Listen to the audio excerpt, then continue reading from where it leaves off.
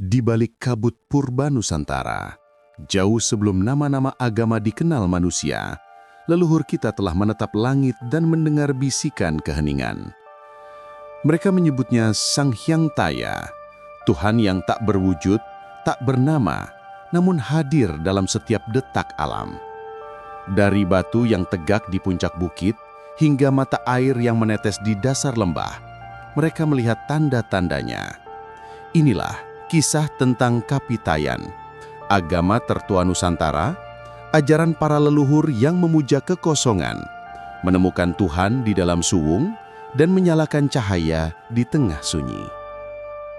Kapitayan, agama tertua dari langit Nusantara.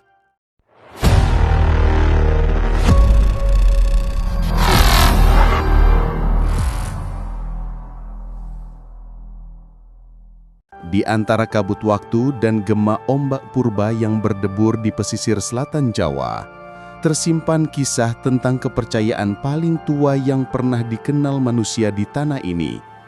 Agama yang lahir sebelum nama-nama dewa dari India menyeberangi samudra, sebelum aksara pertama diukir di batu, sebelum doa mengenal bahasa.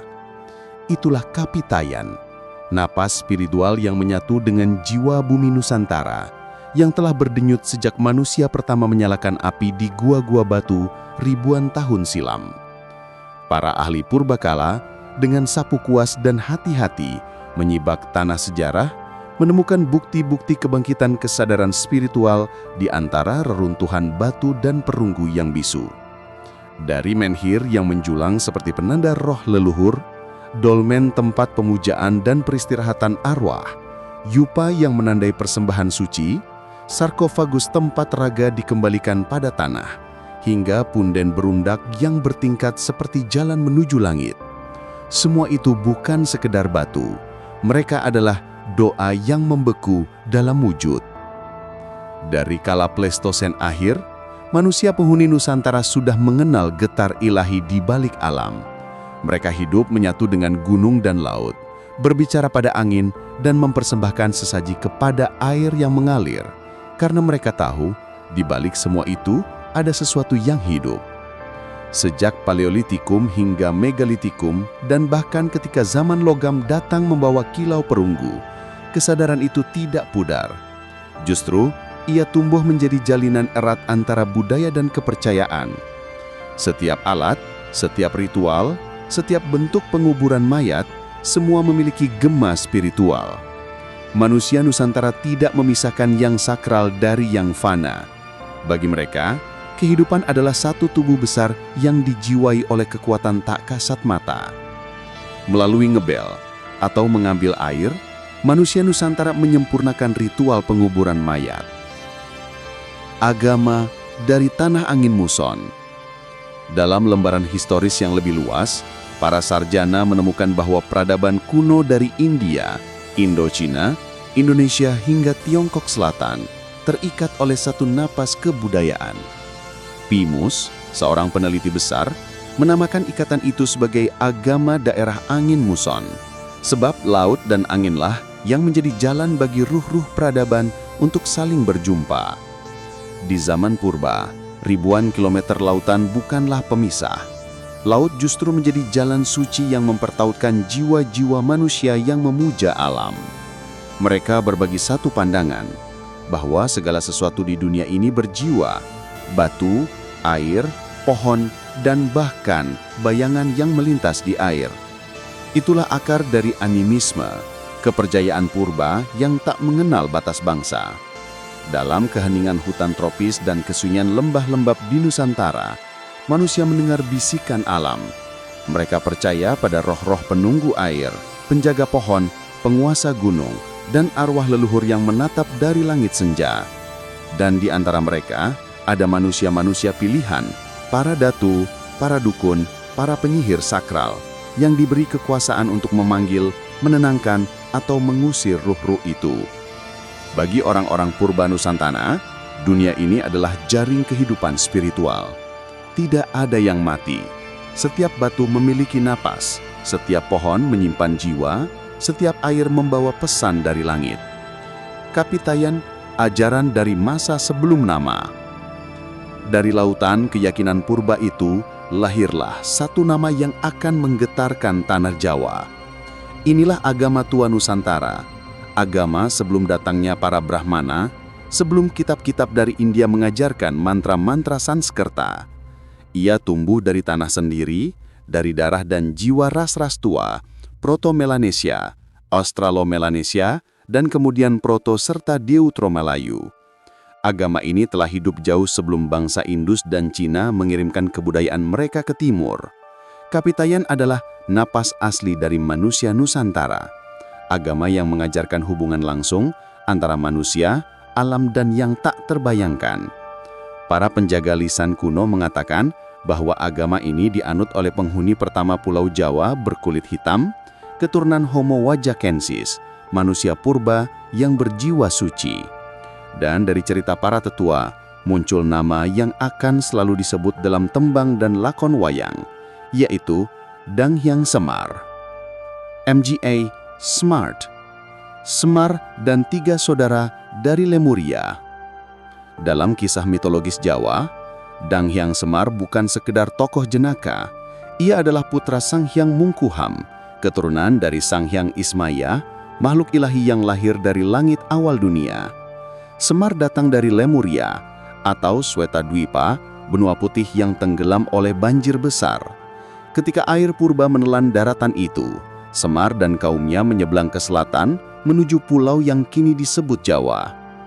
Di sana, ia mengajarkan ajaran kapitayan kepada manusia, ajaran yang tidak mengenal wujud, namun mengenal makna, tidak memuja bentuk, namun menyembah kekosongan.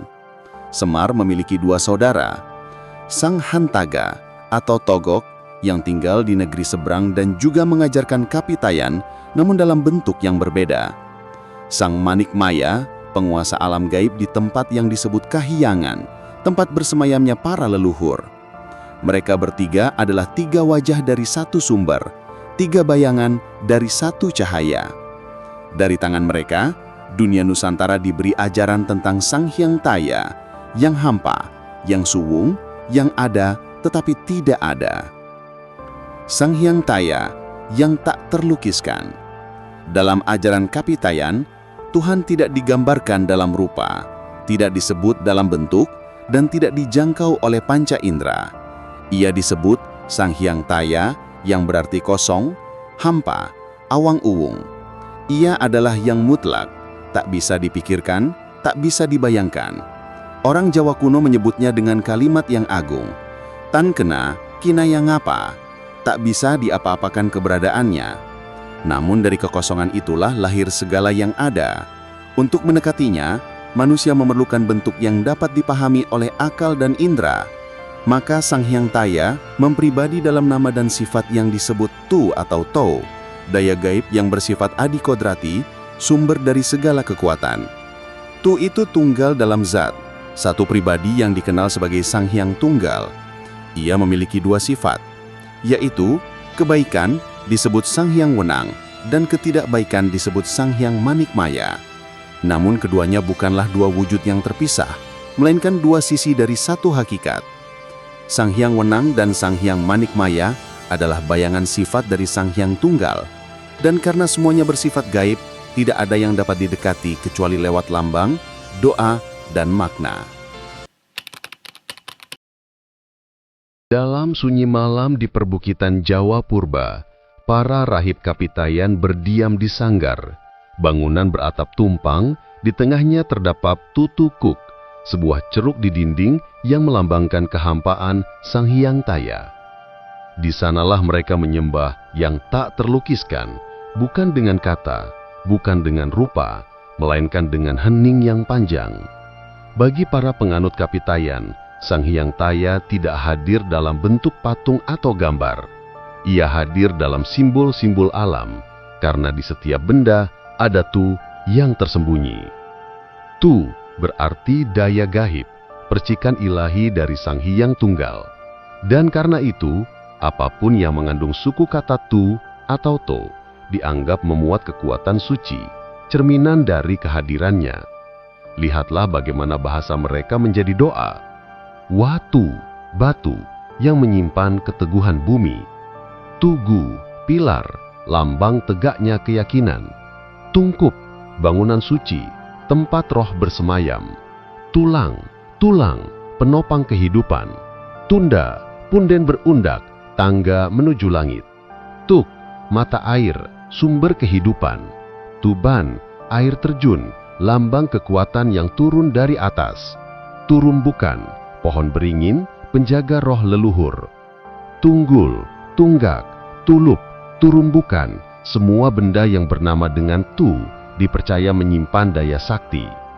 Dalam segala hal yang bernama Tu, di sanalah Sang Hyang Taya bersembunyi. Bagi mereka, dunia ini bukan benda mati, melainkan tubuh besar Sang Hyang Taya sendiri.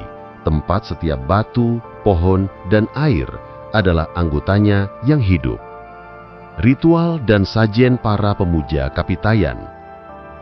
Ketika malam turun dan kabut menyelimuti punden, para pemuja membawa persembahan suci.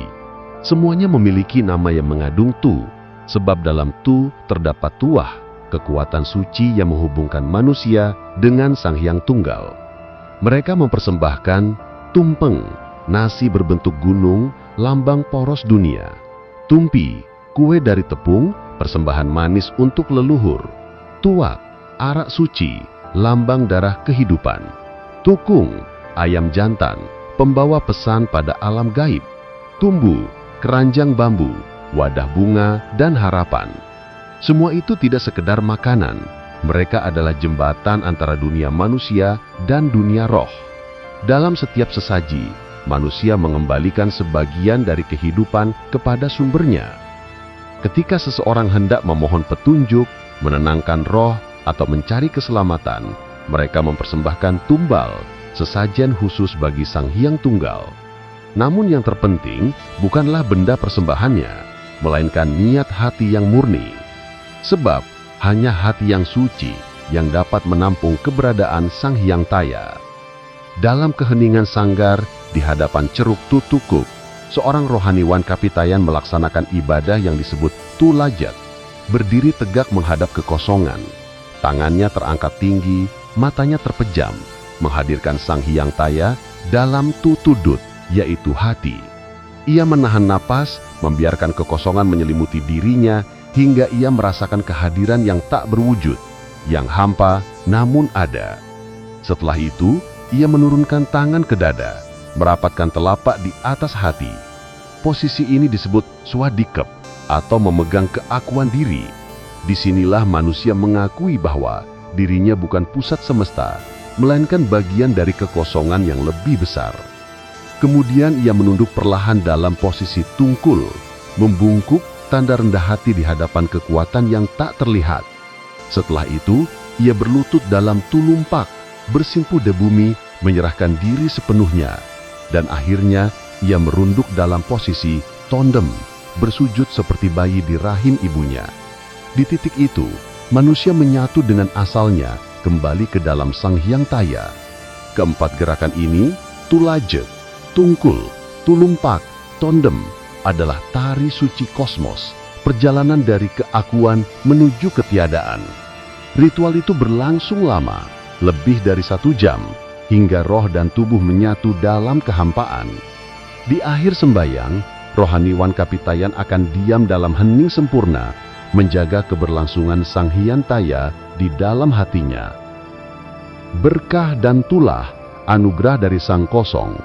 Mereka yang tekun beribadah, menjaga kesucian hati, akan dikaruniai kekuatan spiritual, tuah, berkah suci, dan tulah, daya sakti yang keras. Kedua anugerah ini datang bersamaan, sebab alam selalu menyeimbangkan terang dan gelap. Orang yang menerima keduanya dianggap telah menyatu dengan kehendak Sang Hyang Tunggal. Mereka inilah yang disebut ratu atau datu, pemimpin rohani dan duniawi. Mereka bukan hanya raja, melainkan penjelmaan Sang Hyang Tunggal di muka bumi. Dalam hidup mereka memancarkan pi, kekuatan rahasia ilahiyah yang tersembunyi di balik segala gerak dan kata. Maka dari itu, segala ucapan dan tindakan mereka mengandung awalan pi. Pinahakulun, sebutan diri mereka, berarti yang mengabdi pada pi. Pidato, ucapan yang berisi kekuatan suci. Piharsa, pendengaran rohani terhadap suara semesta. Piwulang, ilmu suci yang diajarkan. Pitutur, nasihat yang lahir dari kebijaksanaan. Pituduh, petunjuk jalan kebenaran. Pidana, keputusan keadilan. Pihandel, kekuatan keteguhan. Pitapuja, persembahan bagi arwah leluhur. Pideksa, pancaran wibawa spiritual. Pitara, sebutan bagi mereka setelah berpulang ke alam leluhur. Segala yang mereka lakukan adalah gema dari kehendak Sang Hyang Taya, maka para ratu dan datu tidak dianggap manusia biasa, melainkan perwujudan daya kosmik, cermin dari yang tak dapat dilihat. Ketika arus besar migrasi datang dari utara, membawa kebudayaan perunggu dan besi Dongson dari Vietnam, keyakinan Kapitayan tidak goyah.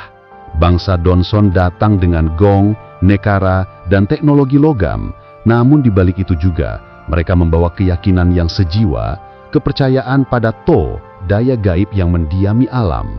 Mereka pun percaya pada roh penjaga mata air, penunggu hutan, penguasa batu dan gunung, serta hewan-hewan suci. Maka ketika kedua peradaban itu bersentuhan di Nusantara, tidak terjadi benturan, melainkan penyatuan.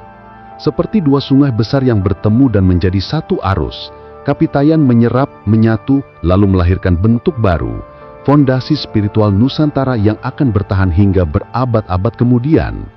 Dari keyakinan yang sama inilah, tercipta harmoni besar di dunia kuno maritim ini. Bahkan di Papua, di Kepulauan Pasifik, hingga di Australia Utara, ditemukan kepercayaan yang serupa, keyakinan pada roh-roh alam, pada daya gaib yang mendiami benda, dan pada hubungan sakral antara manusia dan semesta. Semua itu adalah gema panjang dari agama Kapitayan yang berdenyut di sepanjang jalur angin muson, jalur yang menghubungkan benua-benua, tetapi juga menghubungkan roh manusia dengan langit. Di lembah-lembah sunyi dan gunung yang diselimuti kabut, roh-roh Kapitayan belum pernah benar-benar pergi. Mereka berdiam di sela bebatuan, di akar-akar beringin tua, di sungai yang berliku menuju laut, di bisikan angin yang menelusup di antara daun-daun bambu. Mereka masih berbicara kepada siapapun yang mau mendengarkan, bukan dengan suara, tetapi dengan getaran halus dalam dada manusia. Sebab Kapitayan bukanlah agama yang mati bersama zaman. Ia adalah nafas abadi dari tanah ini.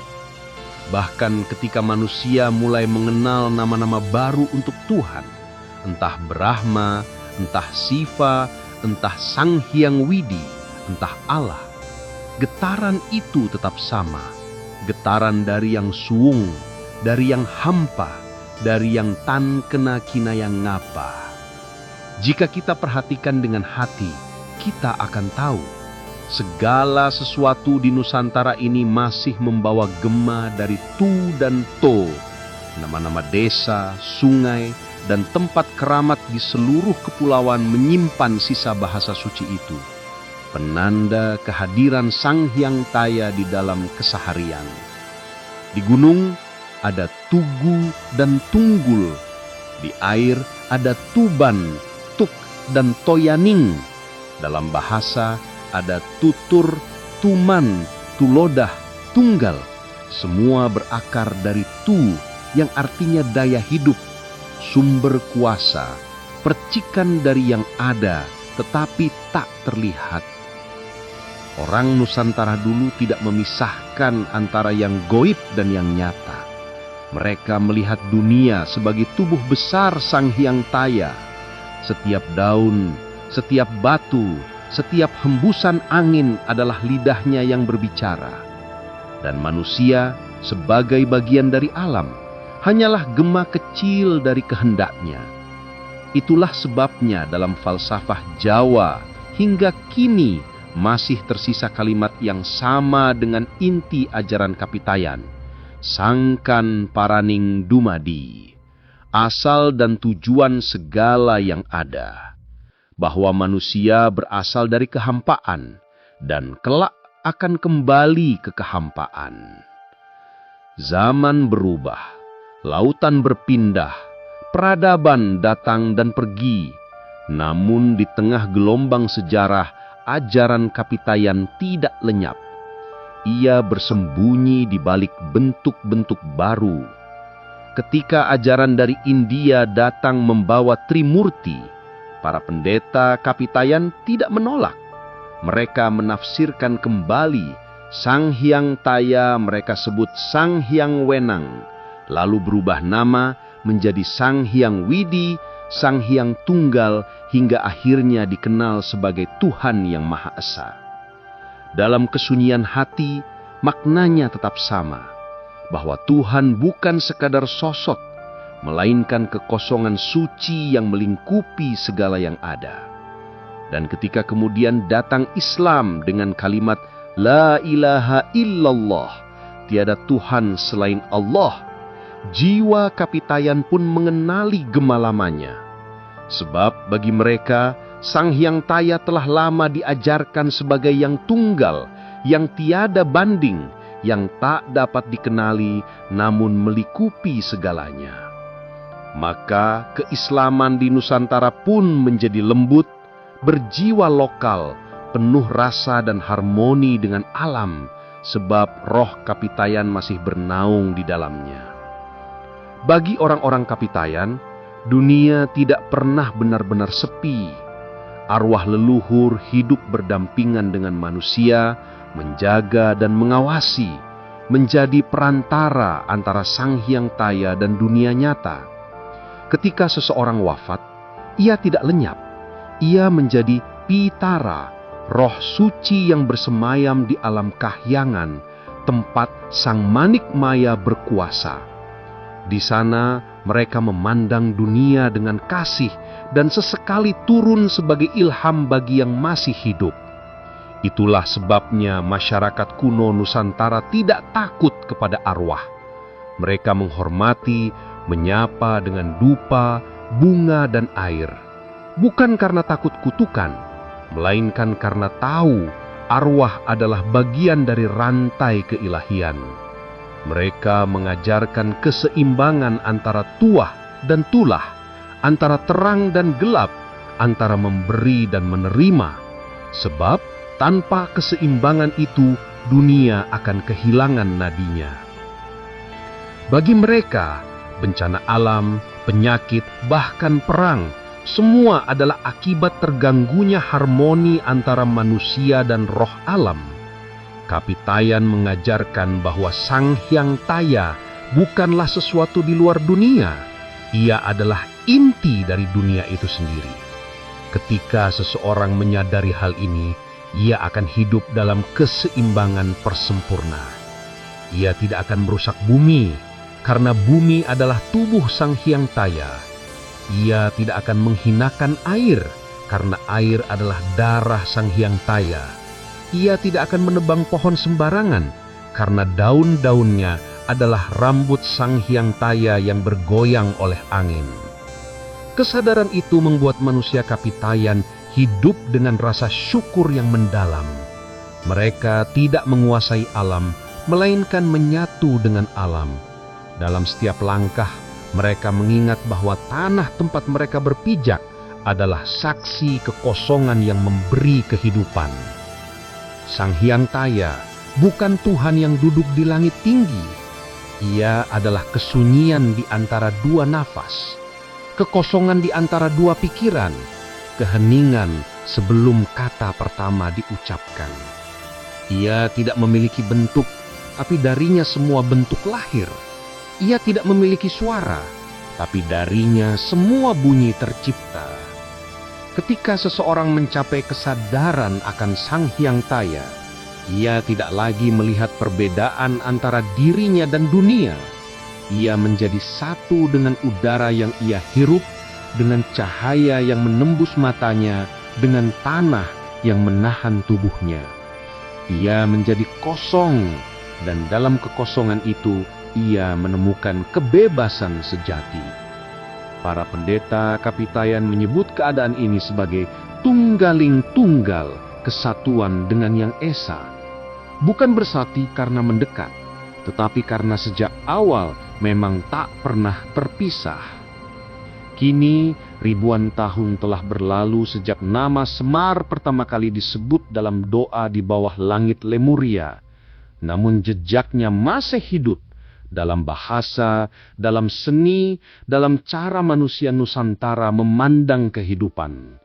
Ketika orang Jawa berbicara tentang rasa dan suwung, ketika Bali mengenal Widih Tunggal, ketika Bugis mengenal Dewata Suwei, atau ketika orang Papua berbicara kepada arwah pohon dan batu, semuanya adalah gema dari satu sumber yang sama, agama purba Kapitayan, sebuah keyakinan yang lahir bukan dari kitab, tetapi dari pengalaman langsung akan kesucian alam, ajaran yang tidak mengenal batas agama, tetapi mengenal keseimbangan antara raga dan sukma, antara bumi dan langit, antara hidup dan mati. Pada akhirnya, Kapitayan bukan hanya kisah masa lalu. Ia adalah cermin jati diri Nusantara. Sebuah kesadaran bahwa Tuhan tidak perlu dicari di luar, sebab Ia sudah ada di dalam diri, di dalam setiap hembusan nafas, di dalam setiap diam. Sang Hyang Taya adalah kosong, tetapi dari kekosongan itulah lahir segala kehidupan. Dan ketika manusia kembali mengenal hening dalam dirinya, disitulah Sang Hyang Taya menampakkan wajahnya, tanpa rupa, tanpa nama, tanpa suara. Suwung iku sejatine ana, ana iku sejatine suwung. Kehampaan itu sejatinya ada, dan yang ada sejatinya hampa. Kapitayan adalah warisan yang tak lekang oleh waktu, agama yang tidak berakhir di candi, tidak berhenti di prasasti, tetapi terus hidup di dalam kesadaran anak cucu Nusantara sebagai api sunyi yang menyala dalam jiwa bangsa.